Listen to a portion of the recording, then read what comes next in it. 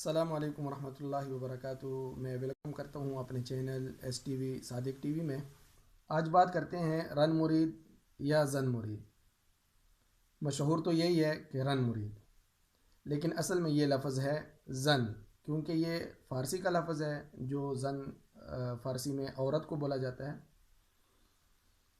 تو یہ کہتے کہتے ہمارے ہاں رن مرید بن گیا۔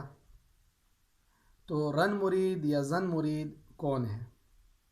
اس بارے میں جنوبی پنجاب کے استاذ الاساتذہ شیخ محترم محدث جلال پوری رحمۃ اللہ علیہ کے معروف شاگرد مولانا اللہ یار خان رحمہ اللہ کے متعدد شاگرد ان کے بارے میں بیان کرتے ہیں کہ شیخ محترم نے ایک مرتبہ کلاس میں طلبہ سے پوچھا، تم میں سے رن مرید کون ہے؟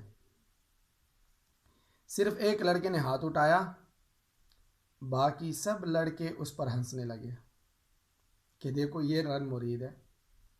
استاذ نے فرمایا، اس کا مطلب ہے کہ پوری کلاس میں صرف یہ مرد ہے، باقی سب نامرد ہیں۔ کیونکہ مرید اراد یریدو سے، جو صرف میں یہ بات پتہ چلتی ہے ہمیں، آپ لوگ جو سمجھتے ہیں صرف نحو کو، اراد یریدو سے اسم فاعل ہے بمعنی طلبگار اور چاہنے والا۔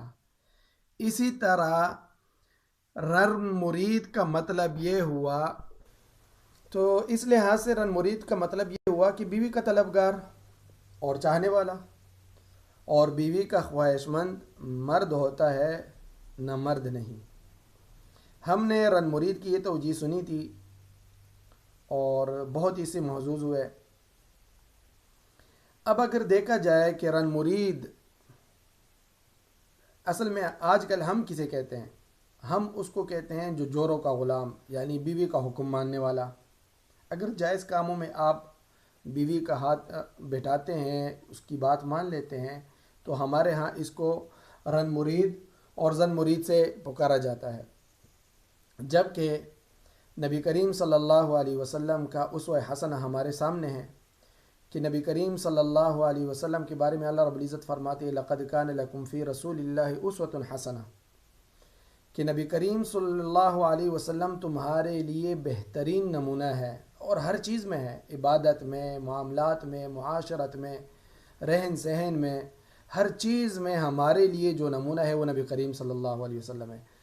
کچھ صحابہ کرام رضوان اللہ علیہ مجمعین آپس میں جمع ہو گئے اور انہوں نے مشورہ کیا کہ آپ صلی اللہ علیہ وسلم باہر مسجد میں ہمارے ساتھ، ان کے معاملات تو ہمیں پتہ ہوتے ہیں کہ وہ کیسے ہوتے ہیں، اور ان کو ہم اس پہ عمل بھی کر رہے ہوتے ہیں، لیکن نبی کریم صلی اللہ علیہ وسلم کی گھر کے اندرونی حالات ہمیں معلوم نہیں ہیں۔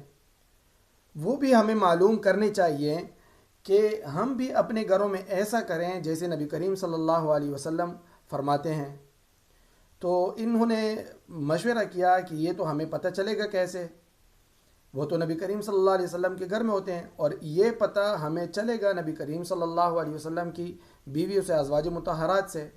تو انہوں نے مشورہ کیا، ان میں ایک عثمان بن مظعون اور ایک عبداللہ ابن عمر رضی اللہ تعالیٰ عنہ بھی تھے، کچھ صحابہ جمع ہوئے، تو یہ جاتے تھے نبی کریم صلی اللہ علیہ وسلم کے ازواج مطہرات کے گھروں میں، وہاں پہ دروازہ کھٹکھٹاتے اور اپنا آنے کا مقصد بتاتے اور کہتے کہ ہم فلاں لوگ ہیں اور یہ پوچھنے کے لیے آئے ہوئے ہیں۔ تو وہ گھر کے معاملات کے بارے میں نبی کریم صلی اللہ علیہ وسلم کے بارے میں سوال کرتے، تو وہ اندر سے کوئی جواب دے دیتی کہ نبی کریم صلی اللہ علیہ وسلم گھر میں جب آتے ہیں، کہ اگر گھر میں کوئی چرپائی سیدھی کرنی ہو تو اس کو سیدھا کر لیتے ہیں، کوئی جوتا وغیرہ سی لینا ہو اس کو برابر کر لیتے ہیں، کوئی صفائی ستھرائی ہو، کچھ بھی ہو گھر کے کام میں ہمارے ہاں ہاتھ بیٹھاتے ہیں۔ اسی طرح وہ تمام ازواج مطہرات کے پاس جاتے وہ حضرات، اور پھر سب کی بات ایک ہی تھی، تو ان کو پتہ چلا کہ نبی کریم صلی اللہ علیہ وسلم کے معمول گھر میں ایسے ہی ہیں جیسے ہمارے ہیں۔ تو اگر نبی کریم صلی اللہ علیہ وسلم اپنی ازواج مطہرات کا کسی کام میں ہاتھ بیٹھاتے ہیں، تو میرے بھائی ہمیں تو اس پہ فخر ہونا چاہیے کہ ہم اپنی بیویوں کے گھر کے کاموں میں ان کا ہاتھ بٹائیں، سبزی کاٹیں، اور صفائی ستھرائی میں، جھاڑو اور پوچھا لگانے میں، یہ وغیرہ، اس میں اگر ہم ان کا تعاون کریں تو کوئی بری بات نہیں ہے، بلکہ یہ آپ صلی اللہ علیہ وسلم کا اسوہ حسنہ ہے۔